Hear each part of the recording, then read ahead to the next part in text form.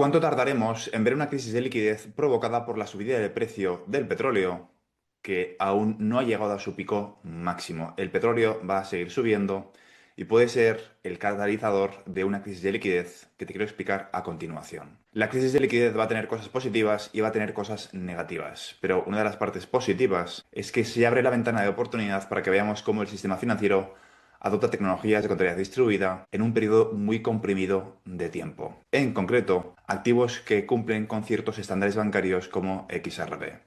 Y en este vídeo quiero explicarte cuánto tiempo podría quedar sin que esto sea un consejo financiero y sabiendo que realmente no tengo la respuesta exacta a esa pregunta porque es muy difícil calcularlo, pero sí que es cierto que hay ciertas cosas que podemos calcular y que te quiero contar a continuación. Hace 8 meses, en junio del año 2025, publicaba la siguiente infografía para reflejar de una forma visual qué es a lo que nos enfrentamos. Para dar un poco de contexto, el mercado de utilidad, es decir, que los bancos comerciales y centrales adopten tecnologías de contabilidad distribuida, puede ocurrir de dos formas. La primera tesis es una tesis muy conservadora que consiste simplemente en que va a ocurrir de forma gradual, de forma paulatina, de forma lenta. Y te va a dar tiempo a detectar qué activos son útiles y qué activos no son útiles. Un crecimiento parecido al que ha tenido Apple, al que ha tenido Microsoft y al que ha tenido Tesla. La realidad es que puede que nos enfrentemos a un escenario muchísimo más drástico. La tesis número 2: creas un problema y presentas la solución. Te enfrentas a una crisis de liquidez provocada por el propio sistema financiero e implementas un sistema financiero basado en tecnologías de contabilidad distribuida, en DLT, con XRPL como mecanismo principal de liquidación, aunque, repito, no es la única pieza, pero es la principal. Este no es el único escenario, voy a cubrir otros escenarios y llevo cubriendo otros escenarios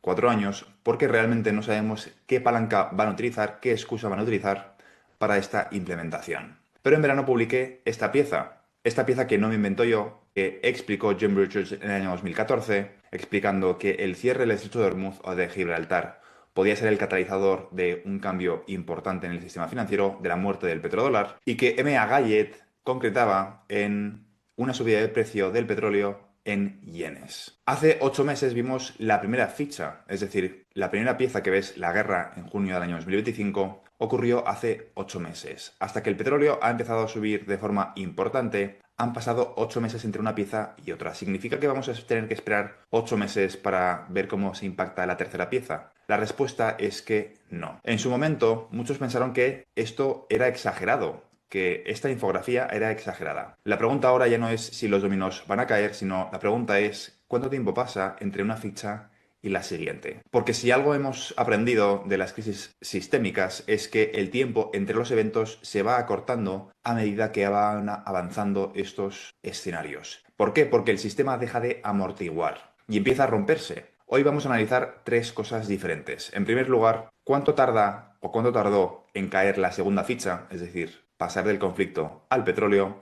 En segundo lugar, ¿cuánto tardará en llegar el shock real a Japón? Y en tercer lugar, ¿qué es lo que puede hacer Japón para evitar subir los tipos? Para retrasar y alargar este escenario lo máximo posible. Este escenario de calma tensa. El punto de inflexión, para el contexto de este vídeo, el punto de inflexión donde las cosas se van a empezar a acelerar es el punto en el cual el Banco Central de Japón modifica los tipos. Ahí se deshace el carry trade y las piezas 5, 6, 7 y 8 se ven afectadas y ocurren en cuestión de días. Es decir, el problema en los bonos, en Tether y la crisis de liquidez ocurre en cuestión de semanas, en muy pocos días, potencialmente, aunque repito, no tengo todas las respuestas, pero hasta que no llega la modificación de los tipos de interés, este escenario queda, por así decirlo, congelado. No porque no esté avanzando, sino porque pasa cierto tiempo entre que el petróleo sube y afecta y obliga a modificar su comportamiento al Banco Central de Japón. Así que vamos a recapitular. Desde que estalló el conflicto hasta que el petróleo comenzó a dispararse han pasado casi 8 meses. 8 meses de aparente calma. 8 meses donde los analistas decían, oye, el mercado ya lo ha descontado. Pero la realidad es que no era lineal, era exponencial. Lo estamos viendo. Desde que el Parlamento iraní aprobó el cierre hasta que se ejecutó, pasaron 8 meses. Y cuando se ejecuta, en cuestión de 3 semanas, el petróleo en Asia se multiplica por 3,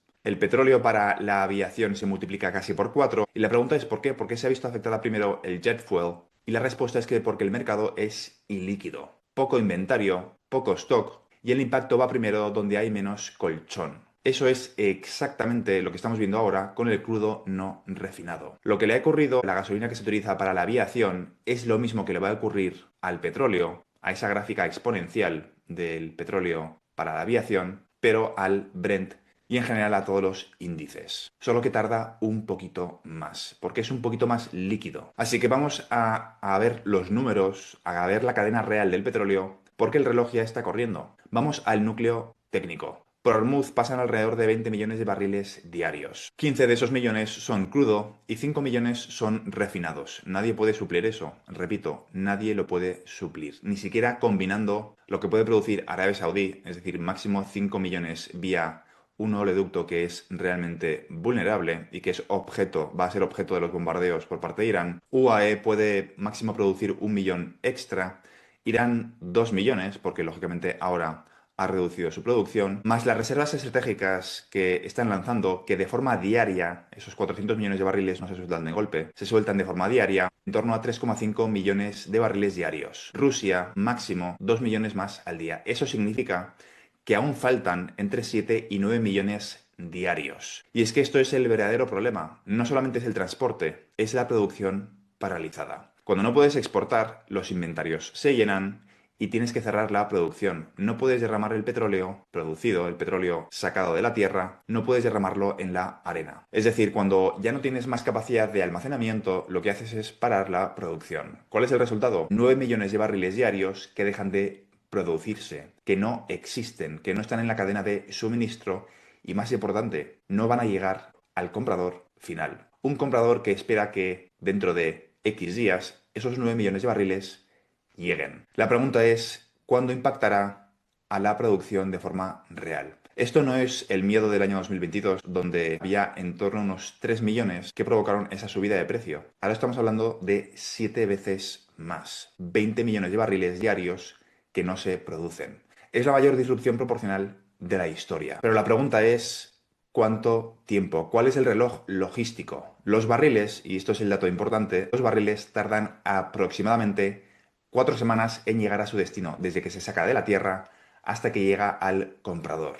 Es decir, si el conflicto empezó el 28 de febrero y hoy estamos en torno al día 21-22 desde el cierre del estrecho de Hormuz, más o menos la semana que viene, como mucho dentro de 15 días, veremos cómo realmente se produce ese shock de oferta en el petróleo. Es decir, en la próxima semana dentro de 10 días, empezarán a llegar menos barriles reales a Asia. Eso no son expectativas, eso no son futuros, esos son barriles físicos. Y el precio del petróleo ya ha empezado a subir ahora. Imagínate lo que va a ocurrir dentro de 10 días cuando esos barriles que han dejado de producirse hace 4 semanas no estén en sus destinos finales. Barriles físicos, no contratos de futuros. Ahí es donde empieza el verdadero shock. Y esto tiene una relación directa con XRP y el potencial mercado de utilidad, su cercanía o su lejanía. ¿Qué ocurre si el mercado se deja solo? Pues que en teoría lo que ha ocurrido hasta ahora es que se autorregula y eso es cierto cuando el supply o las fluctuaciones o el shock que se provoca al mercado es pequeño.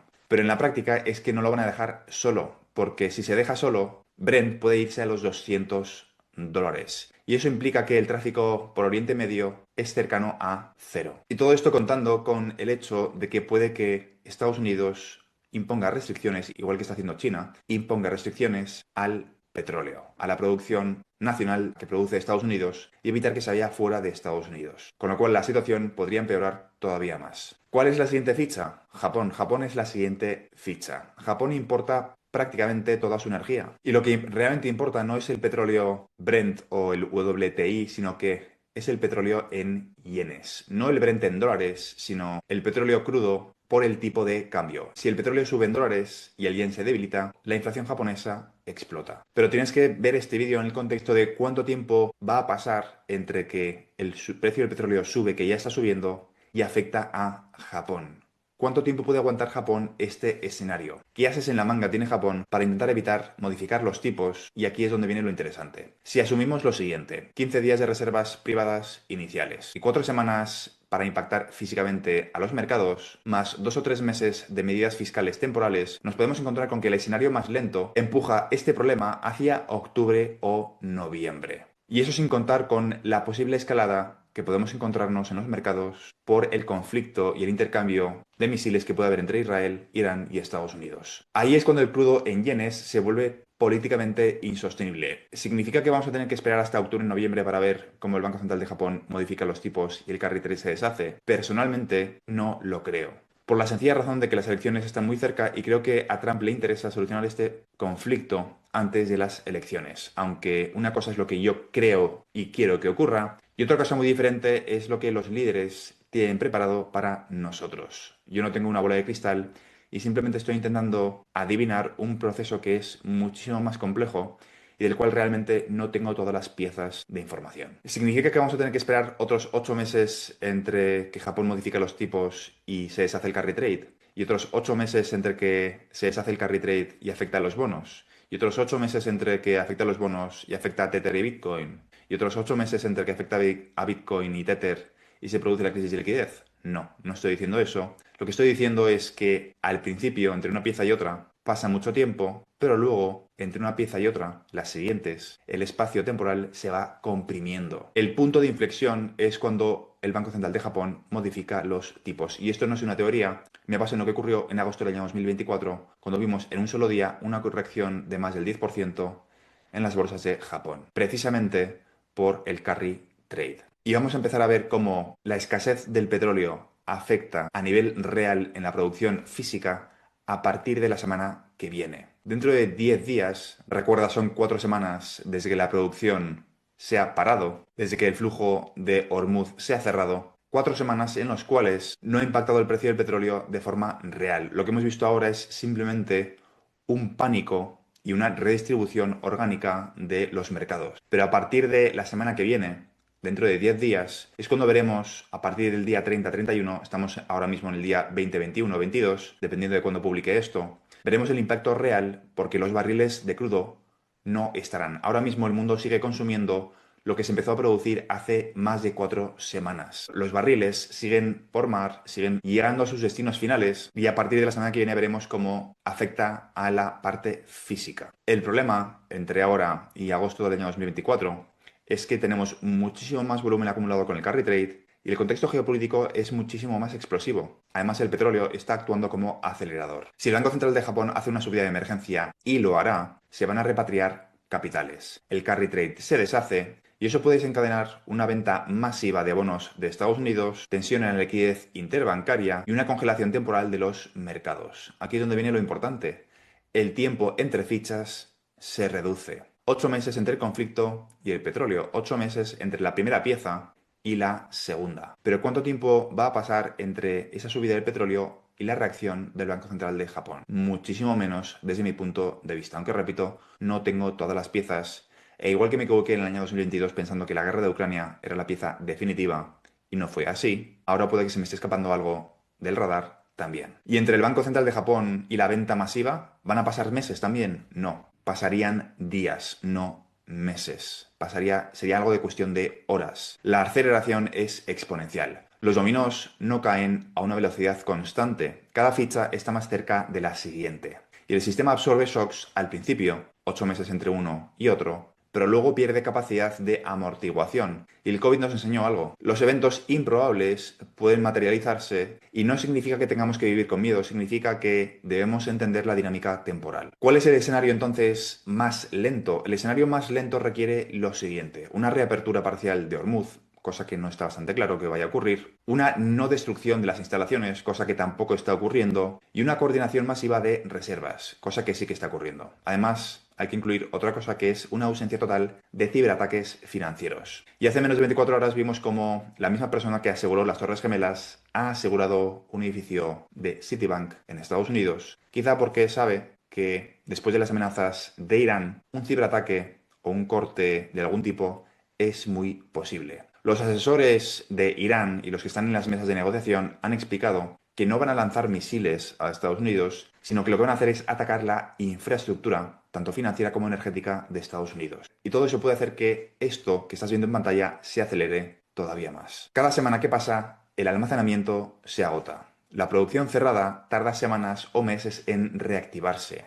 Y el precio va a subir incluso aunque reabran, porque se ha producido un vacío en la producción. un vacío de 3 semanas que se va a alargar más tiempo. La pregunta crítica es